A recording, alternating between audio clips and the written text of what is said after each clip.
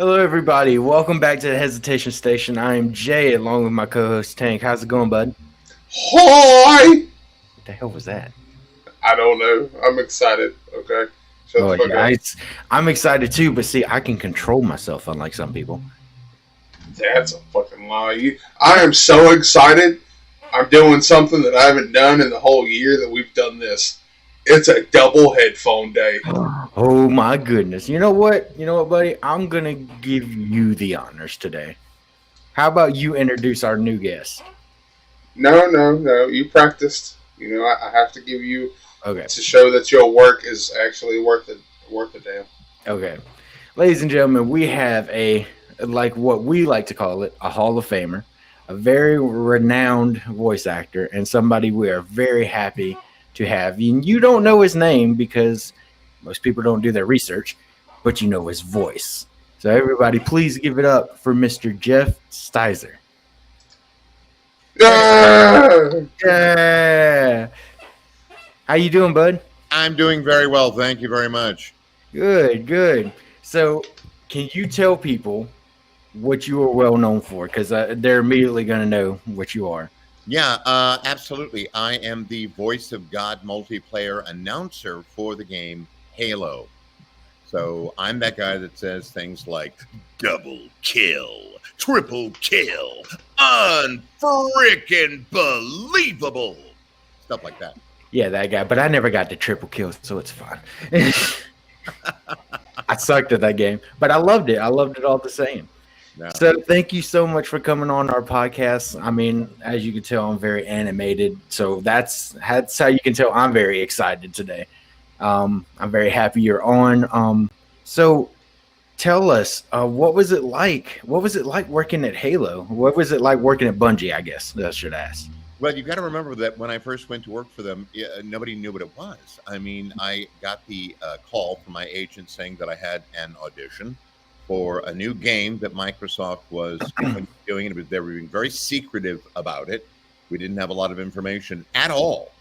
And so, like a lot of my friends here in the Seattle area, since the initial cast for the first game was predominantly local, I went in and I met with people. Marty was there. I went in, I recorded.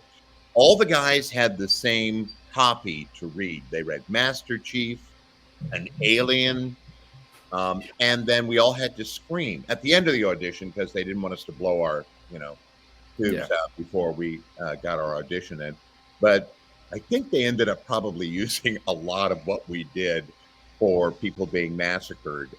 So there may be other clips of me that I'm not even aware of dying throughout that first game. So I went in and I did the audition, and it was, like any audition. It was fine, fun. I'd done just a little bit of work at that point doing video games, and I thought, great. And they were like, okay, that's all we need. Thanks a lot. And I said, okay. And then I took off. Then a short while later, and this is an interesting area. There's a certain amount of dispute about this. My agent called and said, hey, congratulations, you got the gig. They want you for Master Chief. And I went, oh, okay, great. I didn't know what that was. Because remember, I don't even know what the game is at this point. So time passes. Meanwhile, all my local friends are all going in and, they're recording their stuff. I'm hearing through the grapevine. I finally call my friend Jen Taylor, who I know has been cast in some kind of a role, didn't know what, Cortana, as it turns out. And I said, have you been in to record? And she went, oh, yeah, I did that weeks ago. And I thought, uh-oh, something's wrong here. So I called my agent and I said, can you find out what's going on with this? And she said, I'm on it. Get a call a little while later saying, well, I've got good news and bad news. And I said, okay, what's the bad news? And she said, well, Marty O'Donnell, who's doing the game, he's in charge of things, evidently he got cold feet about working with somebody he had never worked with before on something as big as this project. So he's decided that he's going to use an actor he worked with in Chicago. That actor was Steve Downs, who, of course, became the incredible, iconic Master Chief that everybody knows and loves. And I was a little disappointed. It was like, oh, okay. But that happens, more often than not. And I said, well, what's the good news? Well, they want you to be in the game. They want you to be the announcer. And I thought, oh, Okay, I guess. I mean, that didn't sound very. I mean, most announcers were, and now we're going here. It just didn't seem very interesting. Mhm. I was wrong. So I went out that first day to do the work on the game, and I parked my car and I went inside. And first of all, there was security at the front desk, which I'd never encountered in anything else I'd done for Microsoft. So that was odd. And then Marty came out and took me back into this huge room that was filled with all the people working on the game. People were sitting at desks in this great big huge room. He took me around, showed me some of the graphics, which at the time were mind-blowingly hyper real. But again, Mhm. I still have no idea what the game is. Don't know anything about it. It's some sort of combat thing. Saw my first glimpse of a Halo long before anybody else had that opportunity. And eventually said, okay, we should probably get going and get some recording done. And then we went into a booth and he said, well, what do you think we should do? And I said, I don't know. He said, well, can you do like a monster truck rally? Monster truck rally. I said, sure. And he said, well, let's pull that back a little bit. Said, do a little bit of this. I think there might have been a little bit of what I had done for Master Chief in there, and maybe a little bit of the Alien, gave it a little bit more sort of gravitas and stuff. And after a while, he said, okay, let's go with that. And then we proceeded to record for what I can't remember how long it took, but it seems to me that it was several days of recording. I only know that by the time I was done, my vocal cords were fried Mm. Ooh. because I was doing something that in hindsight was really stupid. Mostly when you do a voice, you want to have it supported, which means the sound should be coming from, your mask and down in your diaphragm. Oh, I decided in order to get that voice, I had to do it in the back of my throat, with the result that just terrible, just terrible. So by the end of the whole recording session, I don't think I could talk for a day or two. Oof. But after a while, it was like, I guess you just get all sorts of calluses over your vocal cords. Or I did. Now it's not a problem. I can sort of spring into it without too much trouble. So that was how it all came about. It was just, I've said this before, it was just another audition. And in fact, when I did the audition, it wasn't even called Halo Combat Evolved. It was just called Halo. Yeah.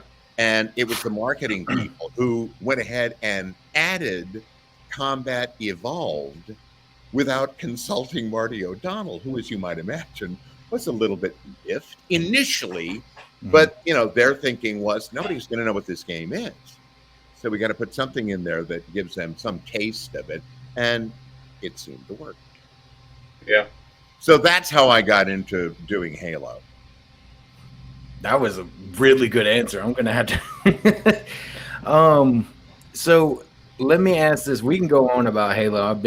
Me and Tank have been big fans of it for a while, and but let me hear about Jeff. Let's hear about you. Well, I was born in the Midwest in Deadwood, South Dakota.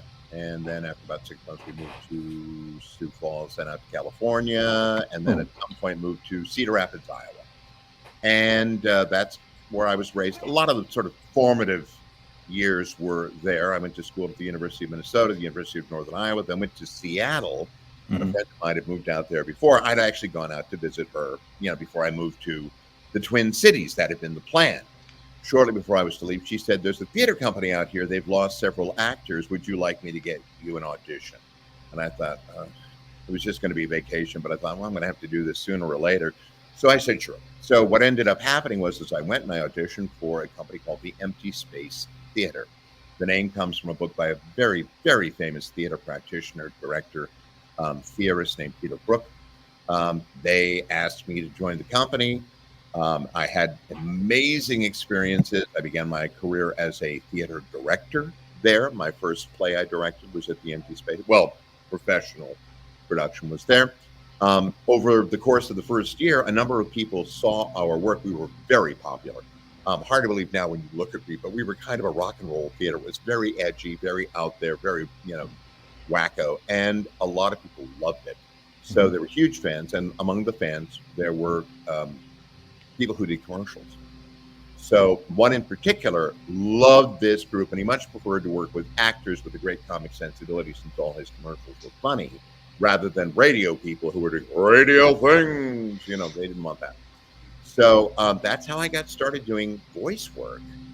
I'd always done voices as a kid, you know, Rocky and Bullwinkle and Mickey Mouse and stuff like that. Mm-hmm. So it seemed like a fun thing. And best of all, they paid you. So it's like, great. So I started doing that and did that for a while, and got to the point where one of the people in town who was an agent had heard about me and asked if I wanted representation. I didn't have an agent. I was getting all my work from recommendations. And I said, sure. And she was the one who gave me that call to go out and do Halo. I have to say, the voiceover work is not the biggest part of the work I've done. The biggest part of the work I've done has been for the theater. I've been an actor in the theater, done dozens and dozens and dozens of different characters there. I've directed over 180 professional productions all over the country. I ran a theater in Seattle for 5 years. I've been on Broadway twice. Once. Wow. Yeah. I didn't know that. Once in Inherit the Wind with Brian Dennehy and Christopher Plummer. And then for a year and a half, I played Admiral Boom and the bank chairman in Mary Poppins for Disney Theatrical. Ooh. Amazing experience. Worked all over the East Coast as a result of that, came back to Seattle, and I've kind of been here ever since. So that's a lot. And I've done a little bit of film work, and I was in The Fugitive with Michael T. Williamson, who was Bubba Gump in Forrest Gump, and Tim Daly. That was a lot of fun.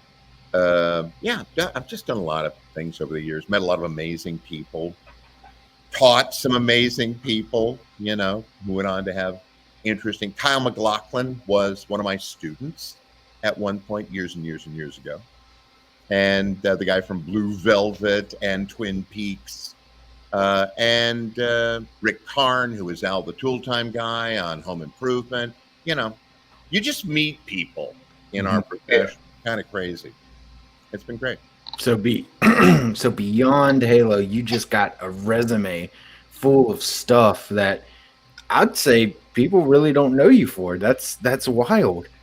Because there'd be no reason they would. you know, in a weird way, because so the thing about theater is, I used to think it was great. Now I'm sort of going, seems like a weird thing to have spent my entire life doing. It's so ephemeral, you know, it is of and for the moment. So when you go to a play, it's for that group of people that night, and it's going to be different the next night. Not a lot. I mean, you can't be. When we were doing Mary Poppins, I can't tell you how often they had to say, Jeff, pull forward. There's a drop coming in. And if I'd stayed there, I would have been, you know, clobbered. Things have become so automated in a lot of the larger theaters that, you know, you have to be in a very specific place. That's the sort of tedious side of current theater stuff. But, you know, every night's a little bit different because the audience is a little bit different. You know, if they're with you right away, you can ride that like you're riding a surf, you know, like a wave in the water. It's incredible. If they're not with you, then you have to kind of, you know, coax them into the experience, which can be a really exciting thing to do. Yeah. So yeah, I mean, that's how I sort of became the performer that I am, which really, I guess, helped me get the kind of work that I've had since, like Halo. You know, when I went in, it was like, sure, I can do something like that. I didn't have to think about it really very much, you know. All I had to heard when I was auditioning originally for Master Chief was he said, "Can you do sort of a Clint Eastwoody thing?" Oh yeah, yeah, I could see that. You know, it was fun. It was great fun. That's the thing that I have to say about my career is I have done a lot of different things. I've done TV and film and audiobooks. I've taught. I've directed. I've acted. I've done just about it. I've modeled, for God's sake. I've done just all kinds of things. Tank, do you have a question? Because I don't want to keep. On the whole, I've just had an awful lot of fun. I think that's one of the things that people need to try to keep on the forefront. Regardless of what you do, you have to have fun with it. Because if you don't, you're going to get burned out. And I mean, you're not going to feel the worth in it anymore. Yeah, I think that's quite right. Yeah, I'm not at all unaware of how incredibly lucky I have been. I have so often been in the right place at the right time. In so many instances, people came to me. All of my agents have approached me about representing me, and that's really unusual. So when people get in touch and say, how do I get an agent? I have to say, I don't know, because I didn't have to go out and do all the things you normally have to do as an actor for theater or for film and TV or for voice work. I mean, people, I don't know. As I said, for the longest time, I didn't have an agent for voice work. What had happened was I was doing these commercials for this one fellow. His name was Greg Palmer. Very, very fun writer. Great, great guy. Sadly, no longer with us. But, he used me all the time. And the guy who was his engineer and sat in on all the sessions, he and I got along great. So whenever he'd hear about something coming up and they were looking for this kind of a voice talent, he'd say, well, I've got the guy for it. It's this guy named Jeff Steitzer. And work begets work, at least in my experience. So, it seems to me that if you're willing to stick it out, there will be something that you can do. And a lot of people give up. And I don't blame them for giving up. I've got a lot of friends who I think are every bit, if not more talented than I am, who finally just threw up their hands and went, screw this, and went on to something else because they wanted to make a living and they didn't want to live in, studio apartments, that were kind of crappy. They wanted to have a reasonable lifestyle. And that's the way it goes. Well, I mean, yeah, like you say, you can't really fault people for wanting to pretty much survive. You gotta pay bills and eat and everything. So at some point, it's a matter of, yeah, I can do this, but I'm not catching the break that I need. Well, it's interesting because I think to a large extent, it's a combination of being ready for the break when it shows up, but also putting yourself in the situation where you're more likely to encounter the break. So, for instance, a lot of my friends who worked here in Seattle, which is where I'm based, in a larger metropolitan area, many of them would get very, very frustrated because, they kept being passed over work or they weren't getting cast that season or they didn't know what to do. And I thought, well, I would say if you're not getting work here, go elsewhere, go someplace else and dip your toe there. And obviously to talk about uprooting yourself. See, the thing about the Pacific Northwest is it's a really great place to live. As a lot of people have discovered, the climate's fairly temperate. It's absolutely gorgeous. It has a reasonably vital arts scene and theater scene, although it's been bumpy, obviously, like everywhere in the last couple of years. But a lot of my friends would not leave town. It's like, well, but, what if you had a job offer from Arizona Theater Company? We had a friend who was running it. He was always trying to drag us down there. And I was always like, sure, I'll go down there, And they were like, no, I'm not leaving home. It's like, well, then that's kind of on you, isn't it? You sort of, I mean, ours is, it's a vagabond profession. I hate to say it, but even now, you're always traveling for work. Yeah. You got to be prepared to travel for work. And, obviously that's hard for a lot of people. It wasn't always easy for me. And there are times when I think maybe I did too much of it. Yeah. I'm a dad. I've got 2 kids. My wife and I, split up when they were very young. And there were times when I think now, I wish I'd been around for this, that, I think they feel that way too. But. How many years now has it been since you've voice acted? Oh, jeepers. 1976. So first voice job, I think. Would you say 1976 to 2024, would you say that voice acting, getting into voice acting now, is easier than it was back in when you started? It's different. It's just different. Here's the way things used to work. I love to tell this because we don't do this anymore. It used to be that if you were going to audition, as I say, sometimes people would just offer me work, but if they wanted me to audition, I would get a call from somebody at one of the studios in town before I had an agent. Then I would get a call from the agent after that. Right. When I had an agent, and they would say, "You've got an audition at such and such a time at such and such a studio." We had like 4 or 5 studios that you would go to audition for a job, a commercial, say. And you go, okay. And then you drive on down, a little before the appointed time. You go ahead and you park somewhere and pay for parking, not knowing, if they'd be on time or if they'd be backed up. You'd go inside, you'd check in at the front desk, you'd go into the waiting lounge where you'd see a lot of your friends, and you go, of course, you're here, or you're here. We all were sort of going after the same sorts of things. And eventually they'd come in and say, "Jeff, yeah, ready for you." And then you go into the studio, you go into a booth, and you'd have the copy there. You probably had a certain amount of time to work on it. Not a lot, but a certain amount. And you go in there and you'd maybe do just one reading of it. Sometimes they'd say, "Let's do another one and try this." It was rare that you got much direction. It was kind of, what do you bring to it? And then you'd finish that and they go, "Okay, that's what we got what we need." And it's like, "Thanks a lot." And you would leave and you'd check out, and then you'd get back in your car and you drive home, and that was it. And then you would either find out or never hear another word. Either you got it or you never heard another word. That was the way things worked. However, about 10, 15 years ago, and it had been happening for some people, I remember going to visit a friend in Minneapolis, and he was a voice actor as well in that market. And we went to see a friend of his, and this guy was so successful that he decided, and he lived out on a lake. So he didn't want to have to drive into the city to work. So he had put a booth in his home, but that was really unusual. Well, now you have to have your own home recording setup. You just have to.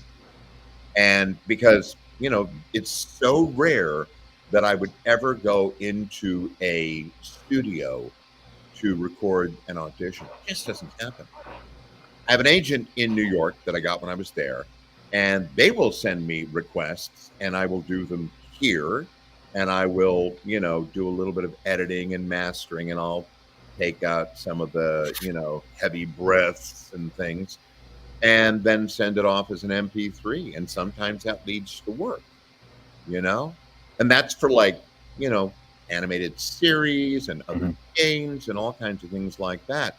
So the idea that you have to live in LA or New York is not necessarily as much the case as it once was. I think there is an advantage to being in LA if you're going after animation, because I think a lot of times they do want you in their studio.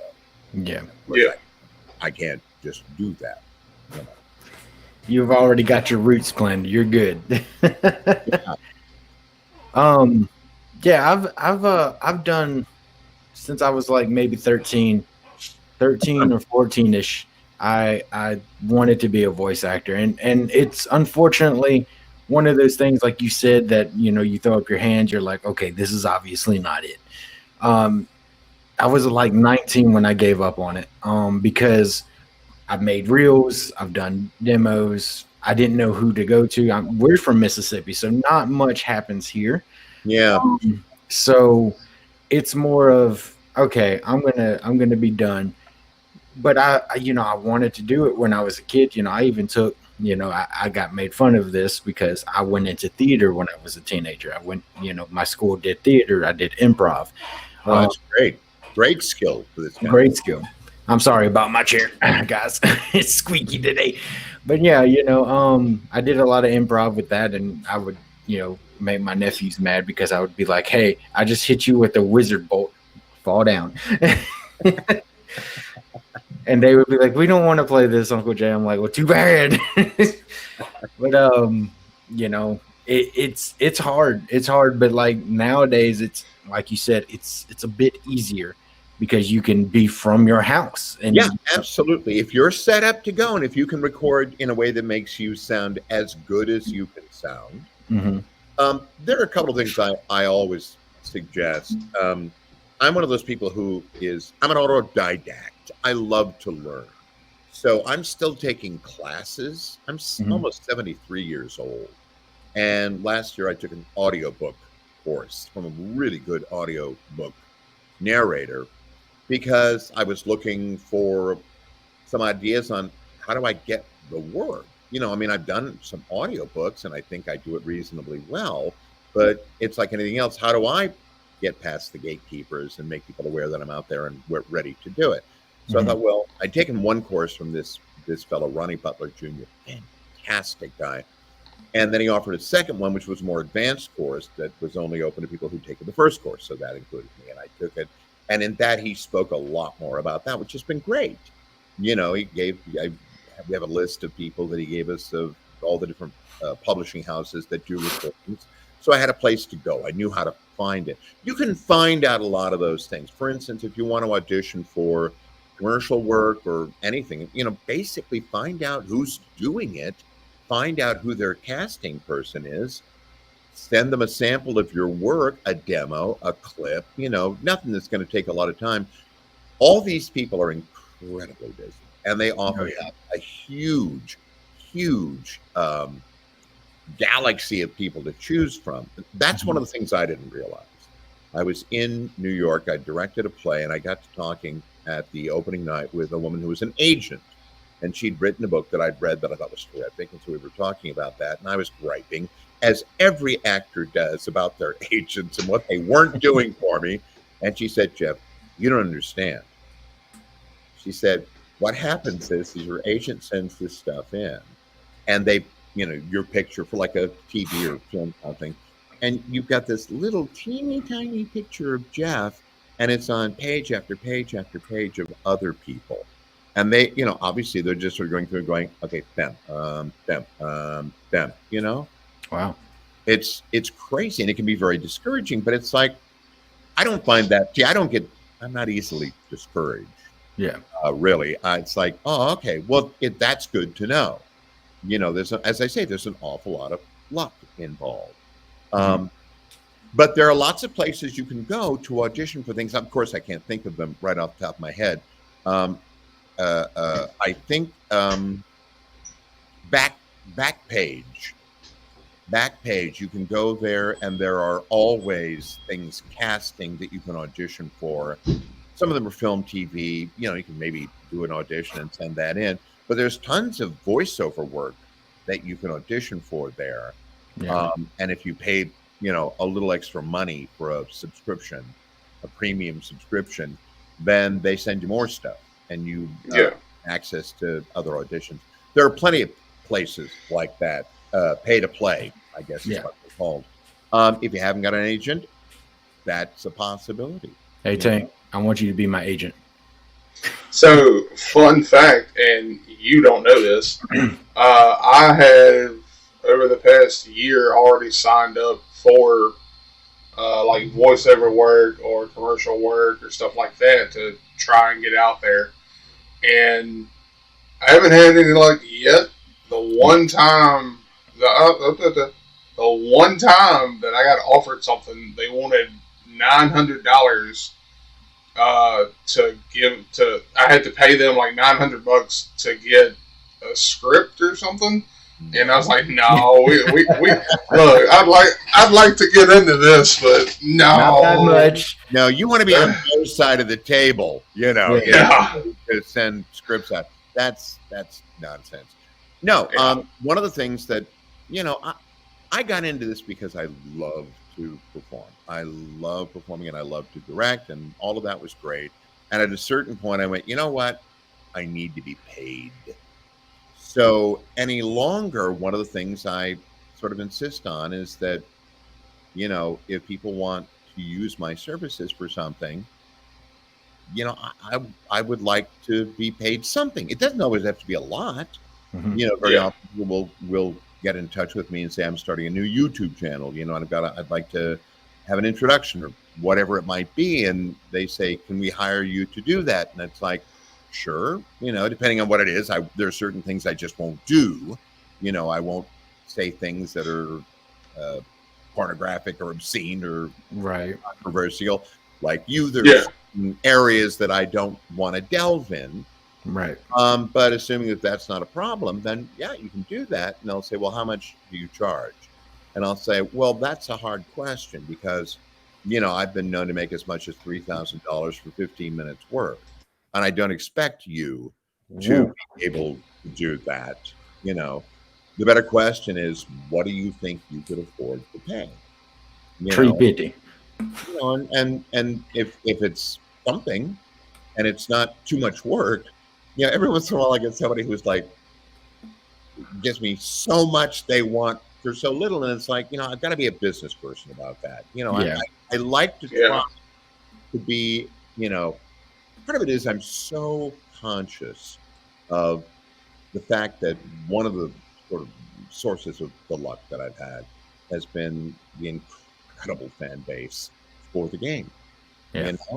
I'm on TikTok right now primarily to sort of be available to that audience.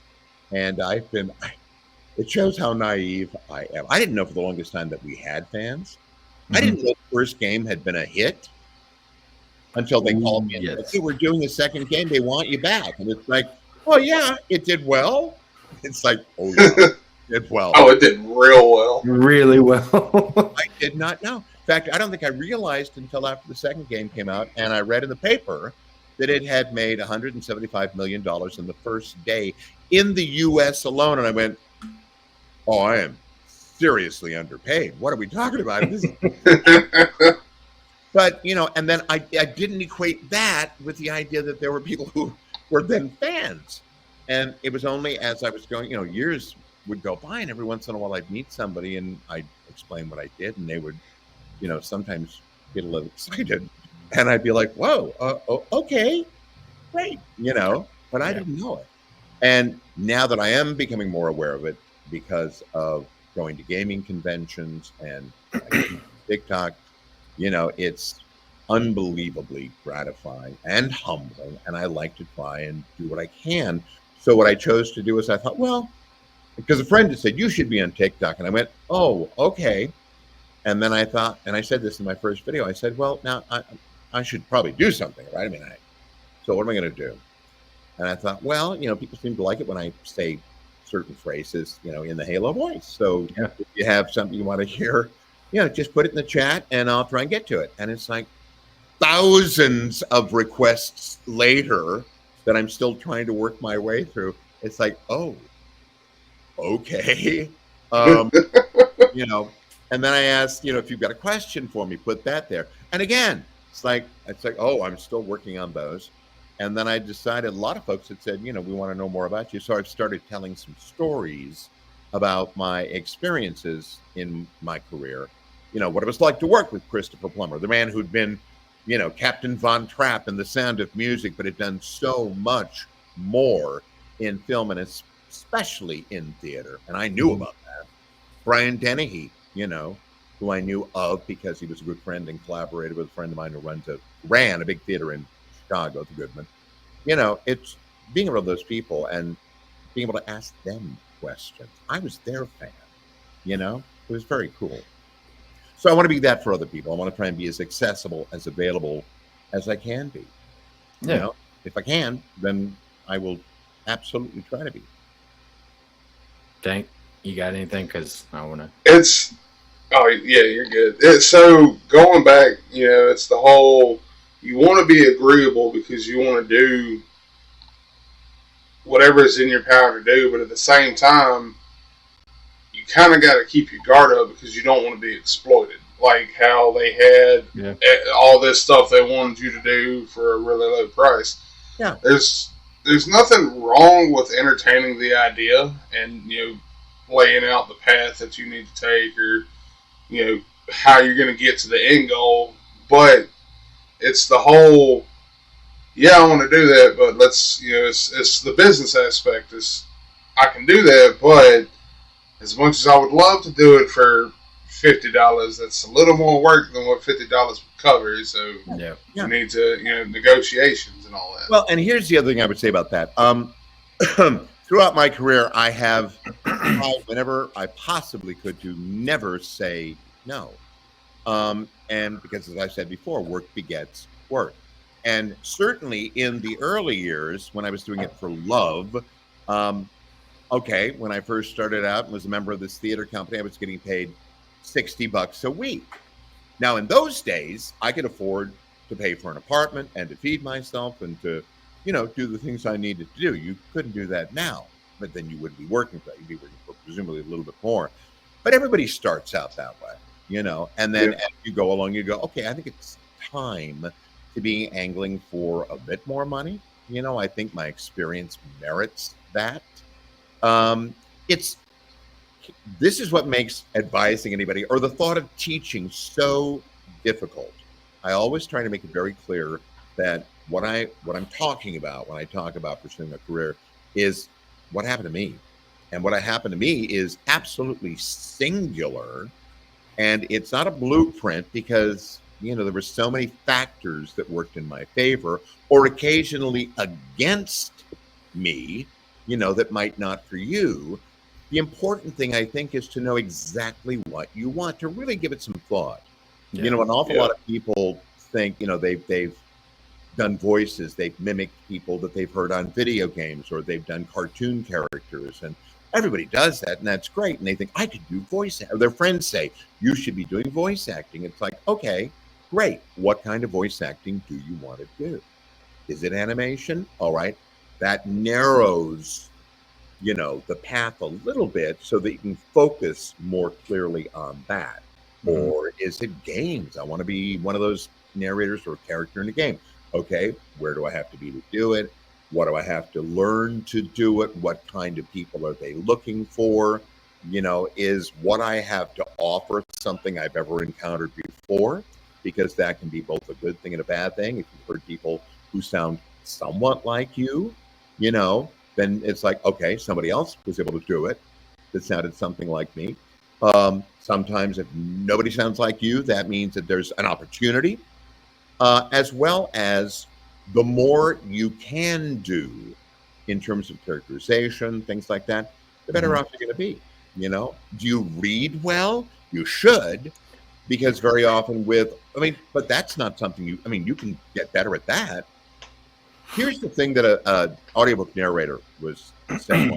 I thought it was brilliant. He said, a lot of people say they want to do audiobooks. It's like, okay, well, here's the test. What you do is you got to have the equipment, of course. You got to make sure you're prepared to do that, and at least the level that will be acceptable to the people who are doing audiobooks. Then you go into your studio, whatever you've set up for yourself, every day for 4 hours, and you just read and record yourself. Just read for 4 hours every day, and you do that for 2 weeks. And if at the end of that time you still think you want to do audiobooks, then go for it. But a lot, what people don't realize is that with not everything, obviously, but with a lot of the work, it is work. It's a business, and you're the business owner. So you have to take a certain amount of responsibility. You can get lucky, like I did. I didn't think of voiceover as my primary career when I was first starting out. I was a theater actor. I was going to just burn down the world doing stage plays. I don't know what I was thinking, but it was I love doing that. If a movie came along and I got a little tiny bit, and it was like, great, that sounds like fun. That happened. If a TV show came along and I got, a recurring character, which I did, it's like, great. But I was still a theater actor, who did these other things as well. Even voiceover, it's like when a voiceover job would come along, I'd go, great, supplementing my miserable salary in stage work. And it did. But I do want to say, I only took, when I was in high school, I only took entrepreneurship. That's the only class they gave me. Whereas he has taken business classes and he knows all about business.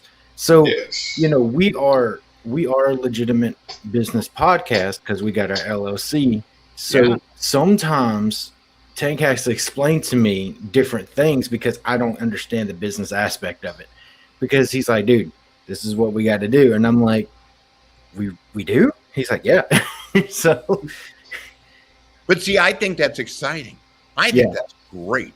It's one of the reason I'm still doing this all these years. By all rights, I should be retired. I should have retired almost 10 years ago. I should be, sitting in a lounge chair, reading all the great books I never got around to that I swore I would when I was old enough. Sipping on Mai Tais. Exactly. But I love what I do, and I love learning about what I do because you can always get better. I find it, rather than daunting, I find it exciting. I find it so, you know, I love to learn. As I say, I'm an autodidact. I love to learn. And I think that's also what will help you going forward in your career. You know what I mean? Rather than seeing this like as a burden, it's like, oh God, I've got to learn things. It's like, ooh, this could be interesting. You know, how can this help me? How can this make, you know, if you're in a position to promote yourself, I'll give you an example. I knew nothing about social media. I still know very little about social media. I don't know how it works. You know, it's one of the reasons I'm doing it because I thought, well, this is interesting. You know, I mean, a lot of people are there. In fact, I found so many of my friends are already on there. There's a young fellow named James Marsters who was Spike in Buffy the Vampire Slayer. He got, I was one of the first people to cast him out of school in Chicago. And then he moved to Seattle where we used him several times in shows at the theater I was running. Extremely talented kid. Went down to LA, got into that. And now, you know, he's on social media doing cameos, as am I. And you think, cool, you know? I look to him as an example of how does he promote himself? Oh, okay. I get something in my mail saying I've got, you know, a new post. I don't do that, you know. Are we just gonna go over the fact that you just know Spike regularly? Like we just gonna go over that little fact. A lot of people regularly. You'd be surprised. You'd be surprised. But you know what? That's the other thing that has been exciting to me over the years is that eventually you meet just about everybody. When we were doing Inherit the Wind, there were so many people who would come back. The one disappointment was that Paul Newman and Joanne Woodward were supposed to come and see the show, and they didn't stop backstage. In fact, I don't think they made it to the show after all. Al Pacino did. You know, we got to meet him. Oh, yeah. And lots of, I mean, you know, you encounter people all the time. And a lot of the people that you work with or for, or that you give work to, go on to have careers. I'll give you a good example. Years and years and years ago, I got my equity card at a theater here, the one that I would eventually go on to run for a while, a contemporary theater. They were doing a production of The Fantastics, that lovely, lovely, small, intimate, charming show that ran in New York off Broadway or off Broadway, whatever you want to say, for, you know, 30 years or something. I was playing the old actor. I was 25 years old. It was ridiculous. But the director knew me, and he knew that I was a comic actor. He said, no, he can do it. And I did. And a good friend of mine played the man who dies, which is what they call the character now. The main leads, the girl and the boy and El Gallo, were new to the area. Two of them came in from out of town. One of them was an actor who had just relocated from Montana to get started on his career. And Seattle was a bigger city than the one he'd been in. The guy's name was, I knew him as Kim Simmons, but most people know him now as J.K. Simmons, the guy who plays Jonah Jameson. In what? Yeah, and who played, you know, won an Oscar for Whiplash. We worked together when I was in my 20s. That's insane. Was as well. And then at a certain point, you know, he felt like he'd gone as far as he could go in Seattle. He went to New York, and he did a bunch of different things, and he ended up in a very famous revival of Guys and Dolls with Nathan Lane and all these other fabulous people. And then he was in Laughter on the 23rd Floor, Neil Simon's play, and then he started doing films, and the rest, as they say, is history. You know, Paul Giamatti was a local lad whose work I saw, but, you know, we never worked together. But yeah. Brendan Fraser went to school here, and I do know Brendan. You know, we ran into each other. Will you tell him I said hello? Because I am a huge. With him. Yes, of course I will. I am so glad that he came back. Me too. Yeah. Oh, I cried. I cried during the whale. I'm not gonna lie to you. I cried during the whale. Yeah. Well, yeah. I mean, it's heartbreaking. He is such a good actor, and I think because his career took the initial trajectory that it did, you know, doing sort of comic adventure films like the Mummy series, or George of the Jungle, or do Dudley Do Right too? I think he did. That and Blast from the Past. Yeah, all those. He was terrific in all those things. He's a very funny guy. but he could always do more. And then, every once in a while, as in Gods and Monsters or The Quiet American with Michael Caine, you'd suddenly go, oh, there's a lot more to this guy. But he didn't always have the opportunities. We were talking at one point, he wanted to come back to Seattle and do a play called Total Eclipse about a very well-known French poet named Arthur Rimbaud.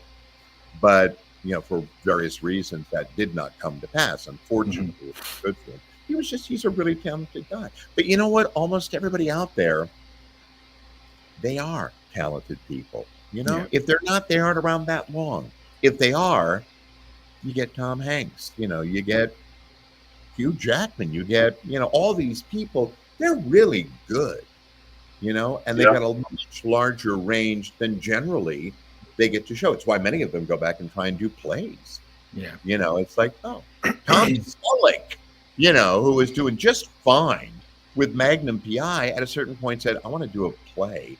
And the play he wanted to do was the one that got him excited about acting, 1,000 Clowns, which was a play that was done years ago by Jason Robards on Broadway and in the movies, and William Daniels, Anyway, and now J.K. Simmons just keeps yelling at me about pictures for Spider-Man, so I don't know what's up with him. He's a menace. I do. I'm sorry. Go ahead. They casted. Look, I'm a firm believer that they casted the perfect person to play J. Jonah Jameson. Oh my God, yes, absolutely. Yeah. I mean, they realized that too, because when they decided to try and get Spider-Man into the Marvel universe, it's like, we're going to use that guy. They didn't bring him out for long, but it's like, we got to have him. And it was brilliant. And the idea that he is now running, the kind of an operation he is, it just is hysterical. Yeah. That he's moved into the modern communications world. It just makes me laugh. He's such a it's beautiful because he's got a new movie coming out, Red One, where he plays Santa Claus. Oh yeah, I saw a previous one. Isn't he kidnapped or something? Isn't that what happened? Yeah, Santa gets kidnapped. I think so. Yeah, I'm delighted. But I'm one of those people. Whenever I see my friends or people I've worked with who know, getting a break and succeeding, whatever, it's like, good on you, because I know how long they've labored without the attention or the rewards, any of that kind of stuff. So you see people who've been successful, and you think, this is great. But you know what? There are so many more people, every bit as good, that don't get those breaks, that don't have those opportunities, who don't get the roles, whatever. They're out there plugging away. They're fantastic. We are in a period right now, you see it on various, television series where somebody pops up and it's like, where have they been? Well, working, but, finally the right role comes. So that woman, Julia, what's her last name, who was on Ozark, who played the little girl who, worked with Jason Bateman, then against him. I mean, that woman is amazing. Or the person who played Laura Linney's brother in that one season. Mm-hmm. Just incredible people. We're living in an amazing time with a lot of extraordinary athletes. So I think that's one of the beautiful things is, how you were talking about cheering on from the sidelines when your friends make it. That's one thing that I think a lot of people don't get these days. You've got the people that finally, after hours and hours or years or whatever of work, they finally get that recognition. And some people don't have that cheering section. When they finally make it big, their friends are like, well, where's my piece? Or, what are you going to do for me? That's not how it should be. I would suggest that those people aren't your friends. You know what I mean? And for a lot of people, it's such a tricky thing because, as I say, so much of one's personal success comes from luck. And most people will admit that, and luck is something that happens. You can't necessarily make it, but you can be prepared for it when it shows up. You can be kind of attentive to it, and to also maybe put yourself in those positions, those places where it's more likely to find you. It's like I was saying, it's like if you want to do animation, it's probably a good idea to go to LA. Yeah. You know what I mean? It's not only is there more of a likelihood, I believe this is true, that they would want to call you into a studio. See, when I said that nobody called you into a studio, that's sort of more true now. When I was in New York, I was living in New York for about 6-7 years. But that's when I did the 2 Broadway shows, and I did a little tiny thing with Grand Theft Auto. Did a little teeny tiny thing in that. And just a little Grand Theft Auto. I mean, I don't even think I'm credited in the game. Is what it says on. Somebody put it on my IMDb. It's like, I'm not credited. Oh, that's weird. But the characters are there. But they had us come into the studio to record. I don't know if they're still doing that.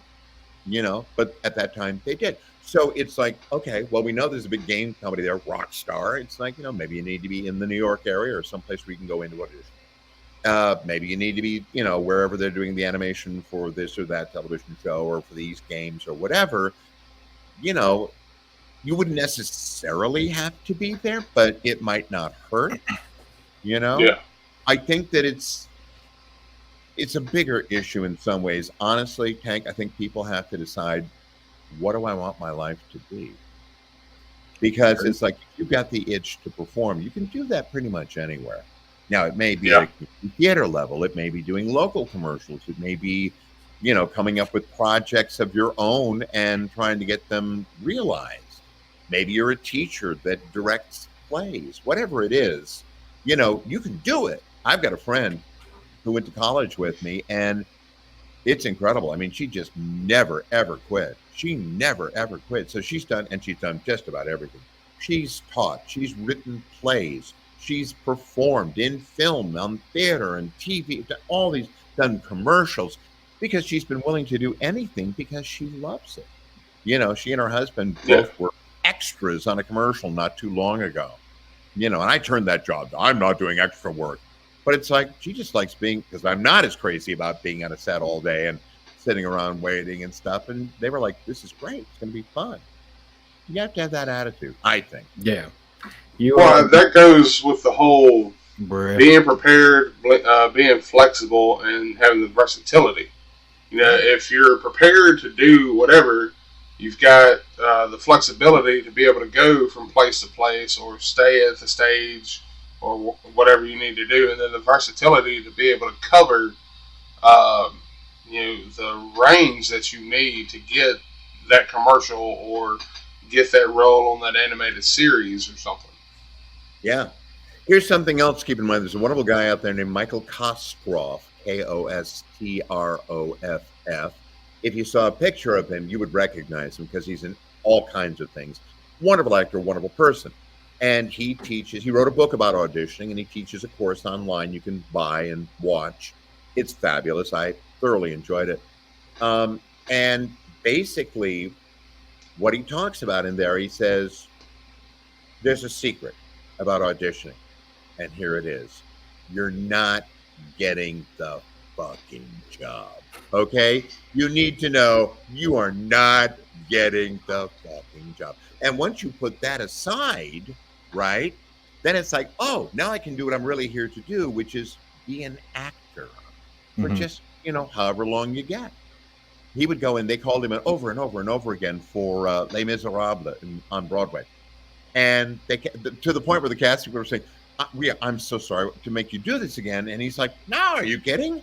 For that little period of time, I'm the only one in the room who can play this role. It's my role for that period of time. You go, that's the right way to go about it. You are acting. And when you're not acting for whatever reason, then you can be preparing yourself by studying, by getting to be a better reader, by whatever it takes, whatever you feel you lack, take that time to go to school and get better so that the next time the opportunity appears, people are going to remember. They're going to go, oh, yeah, it was interesting. When I first worked with him, he sort of stumbled over his copy, and now he was a lot more fluent. Oh, yeah, this is interesting. This is how it works, basically. So let me ask you this. You seem like a very honest person. So if you were to read somebody's book, would you tell them what you thought of it?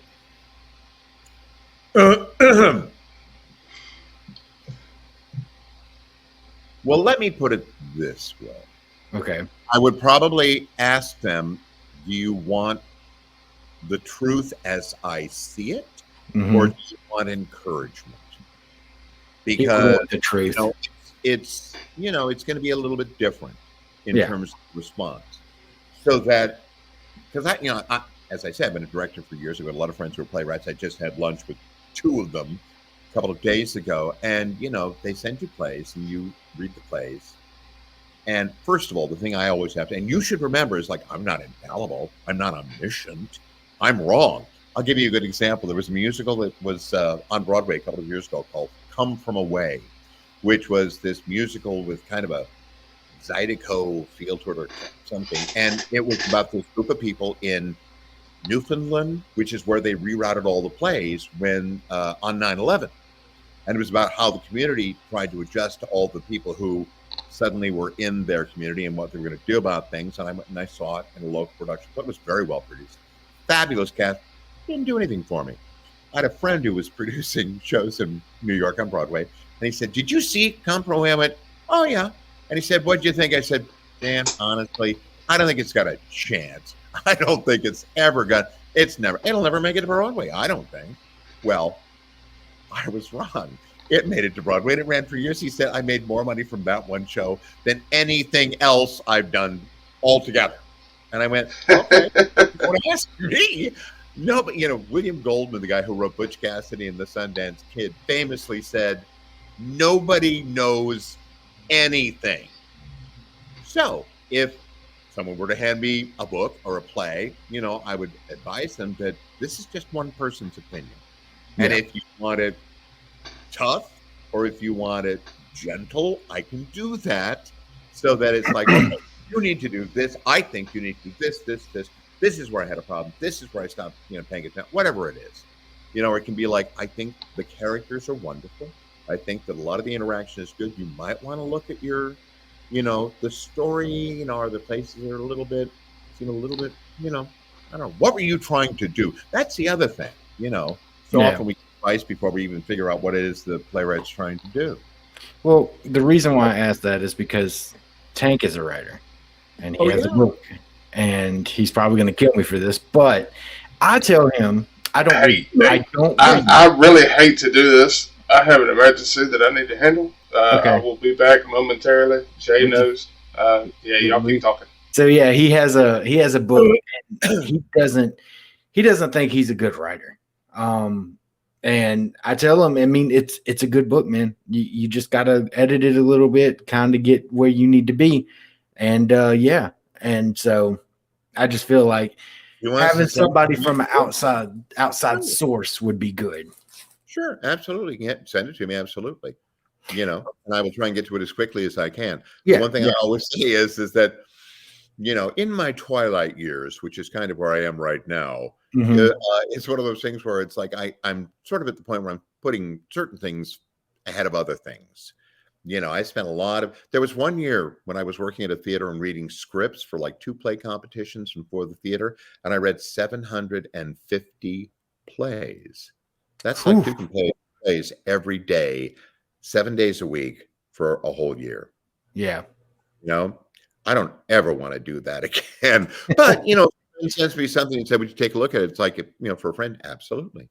Yeah. So, I'm going to probably have to bring this to a close. That's fine. That was the last little thing I was going to ask you.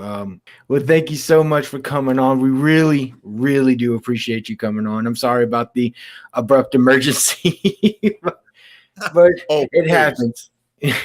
Oh, tell me about it. I was up 5 times last night. Yeah. So, but yes, encouraging. It's probably not going to get better. Yeah. So that's just the way things work. Thank you so much. And if I'm gonna tag you on TikTok because I know you're on TikTok. But we got you. I just started following you on there from our podcast. So thank you again for coming on. And our doors are always open. Can I pitch something while I'm here? Mm-hmm. I know how you found me, and I want other people to know that they can reach out to me if they Yes, absolutely. at www.jeffsteitzervoiceactor.com, where you will find a number of things, including some of the services I offer. I'm available for one-on-one Zoom conversations, should you choose to do that. I will do cameos, and there's a link there that will take you to my Cameo page. I also have an official online store at celebworks.com. Works is WORX /Jeff Steitzer, where you can order autographed posters or even send mementos that you have that you would like to get signed to us, and we'll get them signed and back to you. Stuff like that. Plus, I have a blog where I talk about a lot of this stuff. I'm doing it right now. I'm talking all about getting things to think about when getting involved in voice acting, like how much equipment you need, or what kind of a studio you might want to put together, and DAWs and all that good stuff. So yeah. So I'm actually going to put it right below us. That way people can see it. So make sure you go follow him, and make sure you go get all of his stuff. It's all there. He just said it. If y'all didn't listen, I don't know what to tell y'all. Also, look for me. You never know. I may be in your area at some point at a convention. I know I'm going to be in Columbus. I'm going to, I think, be at the Halo World Championship in Seattle. I'm going to probably either be in Des Moines or Portland in a month or so. So, if you want to meet me and say hello, you need to come to Mississippi. I could. Somebody just has to ask. Is this clear? Pretty amenable. I've got some time. Yeah, I'm an old guy. I've got lots of time. So, well, all right. Well, thank you so much for coming on. Make sure you follow. It was my pleasure. Thank you so very much for having me. I really thank you. The pleasure was all mine. Trust me.